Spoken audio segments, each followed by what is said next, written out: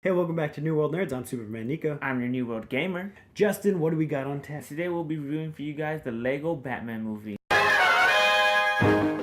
Alright, so we just saw this movie 2 days ago, opening weekend. It was very... Whoa. Before you get into this video, be warned, there will be spoilers. So if you haven't watched the movie yet, make sure... Get off your booty holes and go to the cinema and watch this movie. If you watch this video just to see if you should go and see this movie, the answer is yes. Go see Definite it, yes. and you don't want it to get spoiled by us. We're not as good as Will Arnett, all right? Definitely not. Well, he's definitely not. I might be. So we're here to review the Lego Batman movie.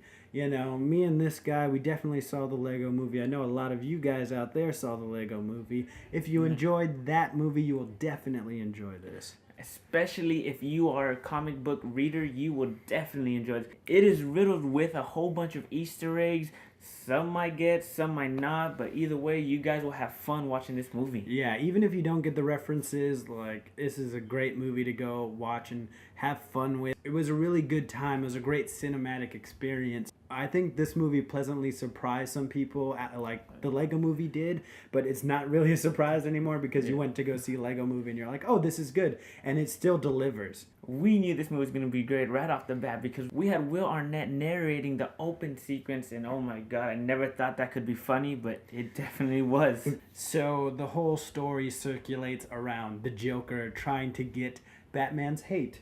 Batman is the yin to his yang.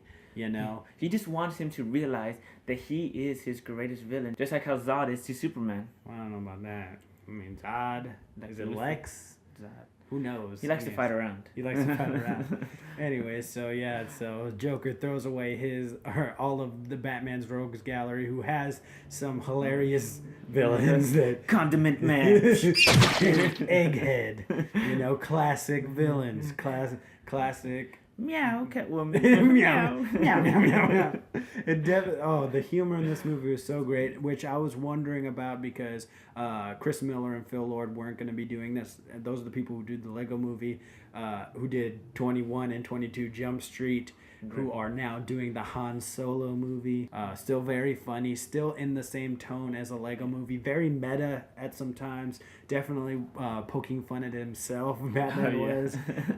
They reference basically every movie, even the comics. Yeah, and the comics.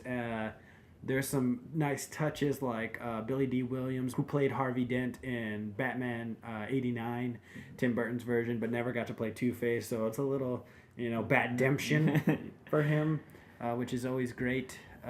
We actually got an Easter egg from Marvel in this DC movie, which is pretty funny. What is the password?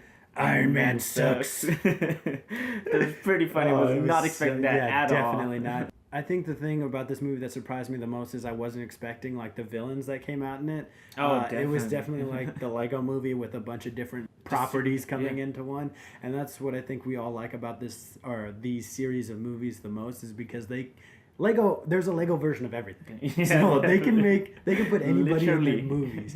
So in the third act, again, spoiler warning. Joker's plan is to get to the Phantom Zone, where Superman, all the greatest villains are. Where all the greatest villains are. So he tries to do that to recruit them, to bring them back to beat Batman, to show that he's the best and that he is Batman's greatest enemy. You would think it would just be super, DC villains, but it's not. We got the flying monkeys from Wizard of Oz. We got the Kraken from Clash of the Titans. We got Voldemort. Yeah, you got Voldemort. You got a whole bunch of crazy good villains. You got the freaking Eye from Lord of the Rings. Was that Godzilla though? Yeah, it was Godzilla. Oh, was it Godzilla?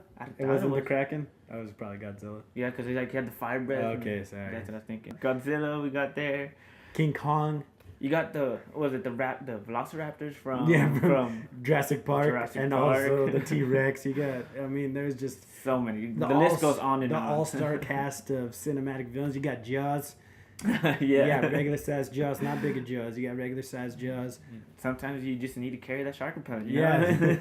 Know? I'm just gonna spoil one line because this is my favorite line of the movie. It's when Robin first meets Bruce Wayne and starts talking to him. He ends up adopting him at the end of the conversation, but it starts off. He's like, "Oh, my name's Richard Grayson, but my friends call me Dick." He's like, "Kids can be mean." Oh my gosh, it's so funny. I even heard the girl behind me. She was like, "Can they say that?" It's like, Dick's a nickname for Richard. It doesn't. Okay. That's not what they mean. This is PG. It's a name. I love the relationship between Batman and Robin in this movie. He's the typical stepdad, I guess. He's just like, oh, I'm busy with my stuff. Oh wait, you're nimble. I can use you. Like, that was so good. So I like their relationship. I like some of the parts with Batman and Alfred. You definitely get him being the father figure, which is cool. Which you don't really get in the movies, especially in Batman v Superman. He's more like a partner than anything else. So you got those. Barbara Gordon was great. Commissioner Gordon was great. Flipping the buttons, pressing the bat signal. Boom, boom. One of my favorite parts was when they said, "Is that your son?" That are talking about Robin. He's like, "No, that'd be weird." But then Barbara Gordon was like, "Wouldn't it be weird if it's not your son?" Stanley actually says that he didn't want to give any of his superhero sidekicks because he's like, I knew if I had a little boy sidekick, everyone would talk. So, like, that's why I love how they addressed that stuff. They made fun of themselves. They made fun of Suicide Squad. Oh, definitely. We even got a shot of bat nipples from the 1990s movies. Can't forget the bat nipples. Yes, this movie is riddled with jokes and Easter eggs and is really a fun experience, but it also has its serious moments, like between Batman and Alfred, like when Batman tells Alfred, what would he know about having a son? He doesn't even have a family, which is really hardcore when you think about it. That makes Batman seem very ungrateful. This guy took him and raised him like his own. You got those serious parts, but it pays dividends when he gets a really good redemption arc by the end of the movie. He finds out that it takes a village, that he shouldn't be just doing this all by himself, which was really the theme in the Christopher Nolan Batman movies. But when you think about it, in the comic, he has like 20 people helping him out. He has like Nightwing, Robin, Red Robin, Red Hood, Batgirl, Batwoman, freaking Commissioner Gordon. Alfred. There's just so many people. Rachel. Like, there's just so many people always helping him out. If you had to choose, which one do you think is better? The Lego movie or Lego Batman? For me, since I'm a superhero fan, I definitely enjoyed Batman way more than I did Lego movie. But if you didn't understand like most of the like Easter eggs that came out with this Lego Batman, I can see why you would like Lego movie more than Batman. Yeah. Because they had like I felt myself laughing more in Lego movie because it just had like regular jokes other than this movie because they had superhero jokes where they made fun of everything. I'm telling you guys, this movie is really good. It's a great time for the family. Like, there's some like more adultier jokes hidden in there that are still very good. I actually liked how they resolved the third act conflict where they had to use their hardcore abs to push the city back together. Yeah. That could actually never happen. But since they're Legos, they actually stacked on top of each other, and it was just so funny. There's nothing I really can complain about in this movie. I really enjoyed it as a whole. Like everything, I was like, oh, are they going to do this? I remember you said about the bat nipples. Oh, yeah. I was like, I better see those bat nipples. And, like, I wanted him to make fun of Dick Grayson's name, and he did. It was everything I wanted it to be and more. Like, it just made me laugh the whole movie. Well, my favorite part had to be when Godzilla goes and shoots his little fire breath and then destroys the Eye of Sauron, and then he just, like, looks around, and he's like, what? That wasn't me. And he just like, goes. Like, that's definitely what I would have done if I was him. Like, not me. I forgot this thing over here. I'll be right back. I swear I gotta get out of here. My favorite part in the movie was probably when Robin was introducing himself and he's like, oh, my name's Richard Grayson. My friends call me Dick. Well, children can be mean. I think that was probably my favorite part of the movie. It was so funny. If I could change anything, maybe it would be for Barbara Gordon to be in her Batgirl costume a little more. Oh, yeah. Yeah, because awesome. I was like, oh, a nice touch that I did like a lot, though, was putting Alfred in the 1960s Batman costume. Adam West, yeah. That's super funny. So good. I actually liked how they got the characters from Lego movie to come into Batman, where they got Jonah Hill to play Green Lantern, and they got, what's his name? Channing Tatum to play Superman again. That was super funny. Yeah, definitely. Yeah. Oh my gosh, we didn't even talk about this. The party at Superman's house. The Fortress of Solitude Yeah. party. Oh, it was so good. I was just in the neighborhood. Yeah. I thought you needed the Yeah. company. Hey, this movie is great because we got our first ever movie version of Crypto the Superdog. Yeah. All right, he's laying down no sick beats, bruh.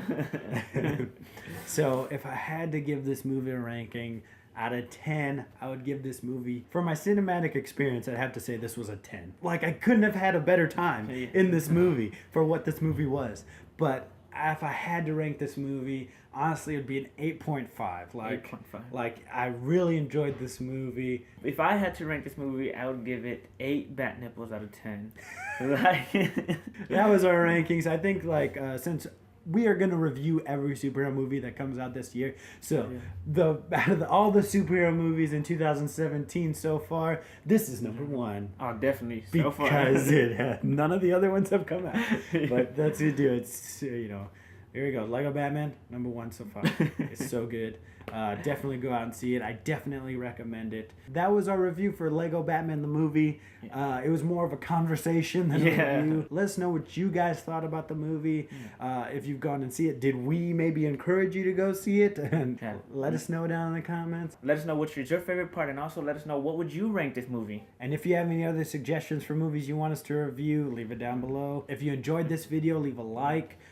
If you think this could be a cool channel to follow, subscribe. Most definitely. We'd love to have you. We'd love to chat up with you down in the comments. Chat up with you on Twitter. Speaking of Twitter, you can follow the channel. Did you like that segue? You can follow the channel on Twitter at New World Nerds. Follow this guy at Superman Nico. Follow me at NewWorld_Gamer. Do that. Make sure to tune into our next video when the next superhero movie comes out. That's going to be Logan, coming out March 3rd, I believe. That has been the review for Lego Batman from your New World Nerd. Keep nerding out there, true believers.